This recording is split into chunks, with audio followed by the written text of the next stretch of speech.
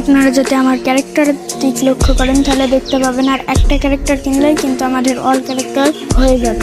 তার জন্য আমি তাড়াতাড়ি বেরিয়ে ইভেন্ট সেকশনে চলে যাই। ইভেন্ট সেকশনে যেয়ে দেখি আইডি বাইন্ড করলে 999 টোকেন ফ্রি দিছে। তার জন্য আমি চলে যাই তাড়াতাড়ি আইডি বাইন্ড করতে।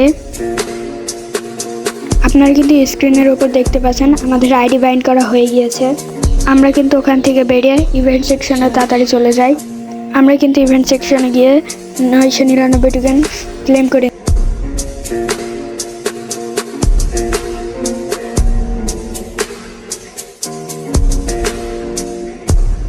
তারপরে আমরা কিন্তু ক্যারেক্টারটা নিয়ে নিলাম। এই পর্যন্তই ছিল ভিডিওটা। তো কেমন হয়েছে গাইস আপনারা বলুন।